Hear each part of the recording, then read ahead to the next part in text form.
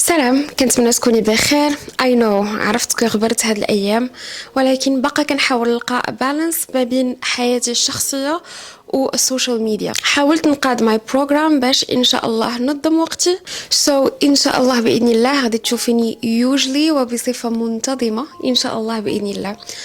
ليتس ستارت. انت في هاد لا فيديو حيت عندك هدف ولا اهداف معينه باغا تخدمي عليهم وباغا تحققيهم ان شاء الله باذن الله. at this point نقدر ناكد لك بلي راك غادا في الطريق الصحيح كاز يو تراين، وكتحاولي تغيري حياتك للاحسن وكتقلبي على طرق باش تحققي اهدافك. كتحاولي تكوني ذا وومن ولا البنت اللي ما كتخافش من التغيير في سبيل انها تحقق اهدافها وتحسن من حياتها.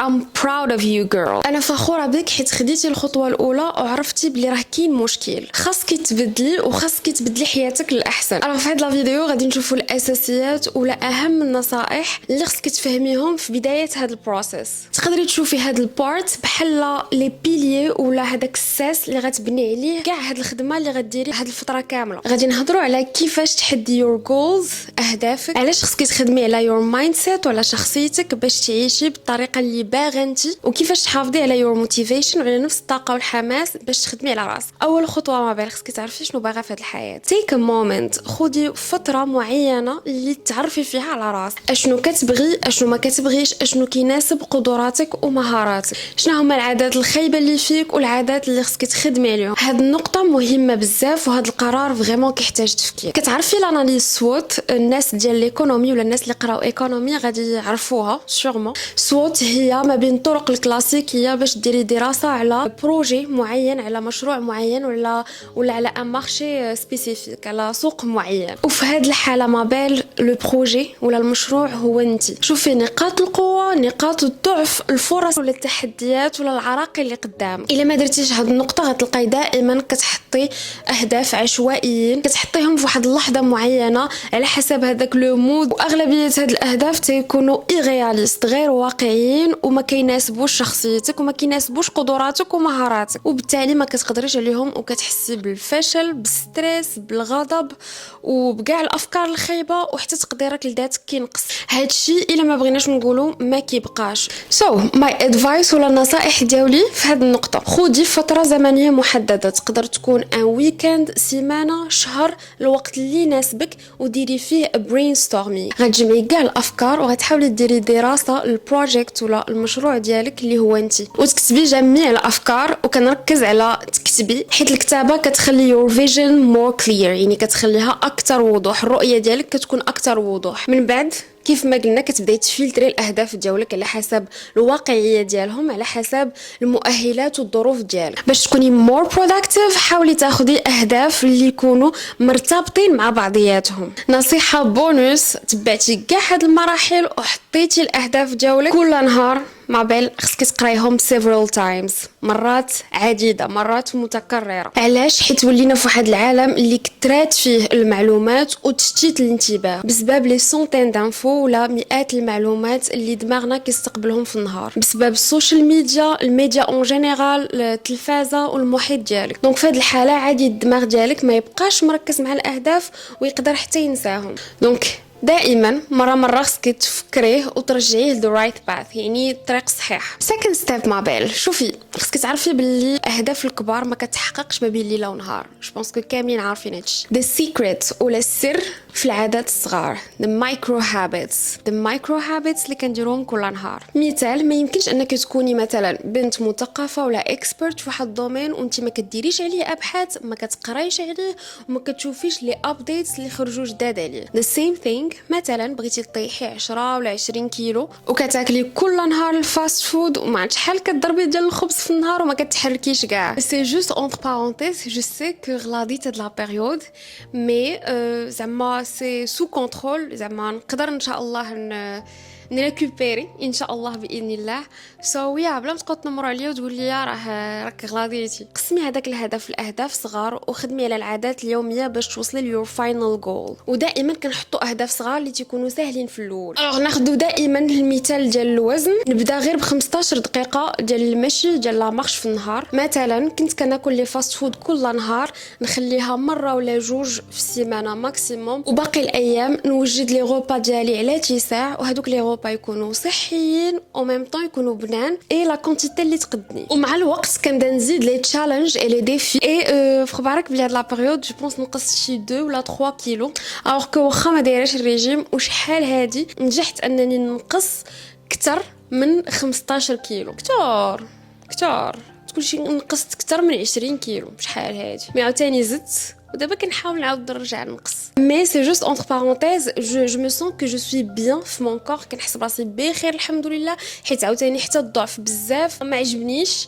سي فري كو افيكتيفمون دابا خصني نقص شويه مي عاوتاني جو سوي با عاوتاني ترو اوفر ويت ماشي عاوتاني غليظه بزاف سي جوست كو خصني نقص كيلكو كيلو اي بي فوالا. سو نرجعوا للسوجي ديالنا. هذا المثال اللي كنا هضرنا عليه دابا تقدري تطبقيه في اي هدف بغيتي ولا بغيتي تعرفي اكثر على كيفاش تدخلي عادات زوينه ويكونوا في الروتين ديالك تقدري تشوفي اخر فيديو كنا هضرنا على هذا الشيء اون ديتاي يعني بالتفصيل كنا شفنا حتى كيفاش تحيدي الباد هابيتس العادات الخايبه وترومبلاسيهم بالعادات اللي بغيتي. ثيرد ستيب ولا المرحله الثالثه باش تخدمي على راسك وعلى اهدافك خصك تامني براسك وتامني بلي تقدري تحققيهم. كيفاش تامني براسك وما يدخلكش الشك في راسك؟ كيفاش تبقاي محافظه على الحافز وعلى التركيز وعلى الموتيفيشن تبقاي كونسيستنت يعني مثابره على هاد الحياه اللي بديتيها واخا باقي ما كيبانش لك النتيجه. It's all about your mindset honey. عقليتك ونظرتك للامور خاصها تبدل. لا يغير الله ما بقوم حتى يغيروا ما بانفسهم. خصك تشوفي هاد الجورني ولا هاد الرحله عباره على لايف ستايل ولا نمط حياه اللي غادي يمشي معاك حياتك كامله. نمط حياه اللي انت مستمتعه به بالخيب وبالزوين اللي فيه. العراقل والمشاكل اللي غادا تواجههم خصك تشوفيهم كتحديات وكحافز الى تجاوزتيهم ثقتك في راسك كتزيد وكتقربي خطوات الفاينل جول الهدف ديالك. غادي نعطيك سام تيبس باش تغيري يور مايند سيت للاحسن. بي كايند تو يور سيلف. كوني رحيمه براسك وما تبقيش تأنبي ضميرك على اي غلط درتيه. تفكري باللي احنا غير انسان ومن طبيعه الانسان انه يغلط. المهم هو يتعلم من الغلط ديالو. عمرك ما تحطي راسك في منافسه مع الناس الاخرين. هذه نقطه مهمه بزاف والى جيت نهضر عليها اون ديتاي خصني ندير لها اون فيديو غير بوحدها. انتي ماشي في سباق مع الناس الاخرين والا بغيتي ديري مقارنه ديريها مع راسك. ديري مقارنه معاك انتي فاش كنتي قبل في الماضي your old version of yourself النسخه القديمه ديالك باش تشوفي راسك واش غاده في تحسن واش باقا غاده في الطريق الصحيح. ما تبقيش دائما تقلبي على البرفكشن على المثاليه. ناخذ نفس المثال ما غنبدا السبور حتى غنتقيد في لاصال اكس ولا ما غنبدا هذا المشروع حتى يكون عندي كاع لي مويان نيسيسير باش نبدا بواحد المستوى معين. غير بداي بداك الشيء اللي باغا ديري مع الوقت ومع الممارسه ومع الاغلاط غتبداي تحسني من راسك. ولا جيتي تشوفي كاع الناس اللي ناجحين اكطوالمون في المجالات ديالهم ما كاينش شي واحد فيهم بدا بارفي. كلشي كيبدا من واحد النقطه معينه على حسب الظروف الشخصيه والمهارات والعقليه اللي عنده وكيبدا يكتسب تجربه مع الوقت. كلشي كيبدا من واحد النقطه معينه على حسب الظروف الشخصيه والمهارات والعقليه اللي عنده وكيبدا يكتسب تجربه مع الوقت. خرجي من الكومفورت زون من منطقه الراحه. تغلبي على الخوف والشك اللي فيك. عارفه بلي ماشي سهله ولكن you need to do it باش تعلمي وتطوري من راسك اكثر. كلشي كتجيه صعيبه في الاول ولكن مع الوقت غتولفي وحتى حاجه ما غتبقى تبان لك صعيبه. شوف انا نعطيك مثال بيا انا شحال هادي I was a shy person. كنت vraiment une personne très timide من صغري وانا ما كنقدرش نهضر ميم في لا كلاس ملي كنت كنقرا دي فوا كنكون كنعرف لا ريبونس ولكن ما كنقدرش نهز صبعي ما كنقدرش نهضر قدام الناس. صوتي كيمشي ليترالمون تيمشي حرفيا. الصوت ديالي ما كيبقاش يخرج ملي كنكون كنبغي نهضر مع الناس. حتى كنعاود لك هادشي راه حتى كبرت يعني توصلت للباك. شنو توصلت للباك؟ توصلت للماستر وانا بحال هكا والله قلت لا مومون دوني خصني نبدل هاد الديفو اللي فيا. بقى عاقل على الايام الاولى اللي كنت كنبزز على راسي انني نهضر مع الناس ونهضر devant un public. C'était pas facile du tout. But now I'm here. كنقدر نهضر devant la caméra, نقدر نهضر قدام الناس. J'ai animé des séminaires, j'ai fait des formations, j'ai formé ناس. Donc الحمد لله والشكر لله. في اخبارك كنت كنخاف فريمون ما كنقدرش نهضر قدام الناس ميم في لي زونتروتيان. كنت كنخاف كنكون موجده لونتروتيان وعارفه راسي شنو غادي نقول مي اون فوا كنوصل دوفون زعما ان جوري كنتبوغا. اي الحمد لله واحد ما بين 80 حتى 90% ديال لي زونتروتيان اللي دوزتهم كاملين كان عندي ان تري بون فيدباك. جو سي كو اتس نوت ايزي، جو سي كو ما ساهلاش، ولكن مع الممارسه ومع انك كتخرجي من هذاك الكومفورت زون وكتواجهي المخاوف ديالك، من بعد كتولي تقولي بلي هادشي اللي كنت كنخاف منه فريمون ما كيستاهلش. اي كتولي عندك عاده اللي نورمال بحال كاع العادات اللي كديري في حياتك اليوميه.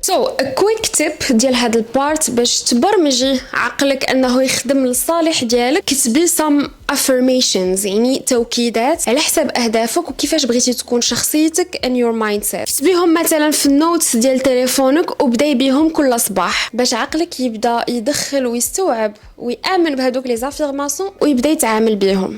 دابا نديرو ان بتي ريكاب. دابا حطيتي اهداف واضحين وعقلانيين، بديتي كتخدمي على الاهداف الصغيره والعادات اليوميه ديالك اللي غادي يوصلوك ليور فاينل جول. كتخدمي على يور مايند سيت باش تبداي تطبقي يور جولز في ارض الواقع وما يبقاوش غير مكتوبين. دابا جا الوقت باش نهضروا على المرحله المواليه اللي هي البرايوريتيز والتايم مانجمنت، اللي هي الاولويات واداره الوقت. انا وانتي وحنا كاملين عندنا 24 ساعه كتحيد منا واحد 8 سوايع ديال النعاس، دونك في النهار ديالك فريمون ما عندكش بزاف. خصك تخدمي على الاولويات ديالك. الاهداف ديالك كل وحده فيهم كتكون عندك مهمه بواحد درجه معينه. خصك تحافظي على توازن ما بين الاهداف الشخصيه والاهداف ديال الخدمه ولا ديال الكارير. حيت مثلا الا حيدتي كاع الاهداف الشخصيه وتفوكاليزيتي ولا ركزتي على غير الاهداف ديال الخدمه، كخوا ما وعن تجربه واحد الوقيته غطيحي في ان بورن اوت وما تبقيش افيكاس، ما تبقيش فعاله لا هكا ولا هكا. دائما حاولي تحطي شنو هما الاولويات في حياتك الشخصيه زائد شنو هما الاولويات في حياتك العمليه ولا القرايه مثلا، وحاولي تقضي وقتك بحيث انه يكون عندك ان بلانينغ ديال السيمانه. اول خانات كتعمري بهم البرايوريتيز الاولويات، اوقات اللي بقات كنخليهم الاقل اهميه. تعلمي ما بين تقولي لا مثلا هذا الكرينو ولا هذا الوقت مخليه للسبور، ولا مثلا شي فورماسيون ولا اي طاش ولا مهمه اللي بالنسبه لك انت عندها اولويه. جاو صحابك مثلا قالوا لك يلا نخرجوا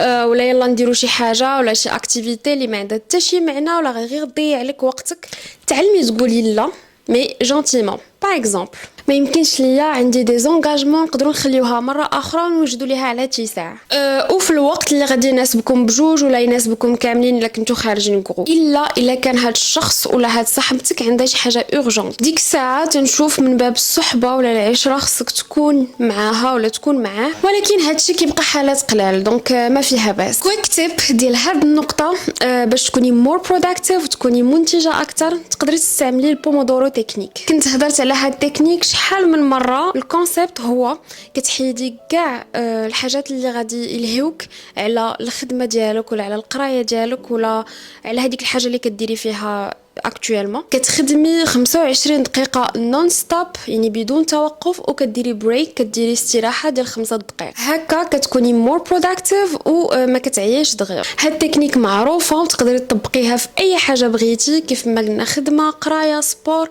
اي حاجه. خامس نقطه مهمه معنا اليوم، قادي لونطوراج ديالك، بعدي على الناس توكسيك، الناس السلبيه، الناس اللي ما باغيش لك الخير، الناس اللي تفكيرهم محدود. خصك تعرفي ما بين الناس اللي كينجحوا ما تنجحوش بوحدهم. وهذا المبدا انا شخصيا مامنه به ومامنه به بزاف حيت شفتو قدامي. شفت ناس بداو من الزيرو وحسنوا وغيروا من حياتهم حيت كاملين خدموا على ريوسهم وعاونوا بعضياتهم، كانوا سورس دو موتيفاسيون لبعضياتهم. وناس اخرين كانوا مال على المستوى المادي والاجتماعي بسبب عقليتهم المريضة وبسبب الغيرة والحسد اللي فيهم على بعضياتهم. حرفيا تشتوا شي وحدين الله يسر مالوغوزمون ولا ولاد نيالة اخرى، شي وحدين منهم حرفيا ماتوا فقراء ماديا واجتماعيا ولا قل بزاف من هذاك لو نيفو اللي كانوا فيه. عافاك choose your friends wisely. خودي لونطوراج ديالك، خودي الناس اللي محيطين بك بحكمه، كوني ذكيه في اختيار الناس اللي قراب لي. كيف ما كيقولوا الصاحب ساحب، دونك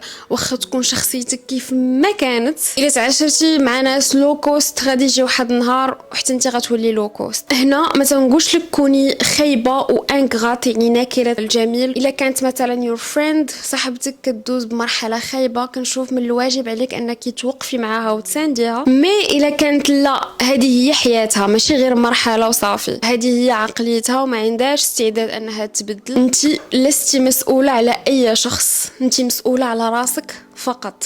كيف ما خلاتها جده وماما كل شيء كتعلق من كراعها وما كيبات في القبره مولاه. دونك انت مسؤوله على راسك فقط. انت يا مابيل ماشي في هاد الدنيا باش تغيري الناس، ديجا ما عندكش الحق، ولكن عندك الحق انك تختاري الناس اللي يكونوا في حياتك. اللي غادي نقول لك، ما كايناش واحد العصا سحريه اللي غادا تخليك تحققي اهدافك. ما غتفيقيش واحد النهار وغتلقاي الواقع ديالك تبدل. stop being the lulu person honey، عيشي الواقع ديالك. الحاجه الوحيده اللي غادا تخليك توصلي للحياه اللي باغا هي تخدمي عليها. وفي هاد الجورني ولا في هاد الرحله حاولي تطبقي هادشي اللي قلنا اليوم. تكوني ذكيه وواقعيه في اختيارات الاهداف ديالك، قسميهم لعادات يوميه وصغار، وتخدمي وتطوري من يور مايند سيت، حيت هي الحاجه الوحيده اللي غادا تخليك ما تستسلميش وتكملي. نظمي وقتك واولوياتك باش تكوني مور بروداكتيف ومنتجه اكثر، وتحسني من المحيط ديالك حيت عنده تاثير كبير على حياتك. شوفي انا مآمنه بك مابيل، وكنتمنى حتى انت تبداي تامني براسك، وانا متاكده that you can do an incredible things. تقدري ديري حاجات فريمون زوينه بزاف اللي ما كتخيليهاش. كيتسناك غير الخير ان شاء الله باذن الله. thanks for watching. الى عجبك هاد لا فيديو تقدري تخلي لي لايك كتشجيع منك and subscribe، وخلي لي في الكومنتس علاش بغيتي نهضروا في الفيديوهات الماجيين. دونك فوالا، على بروشين.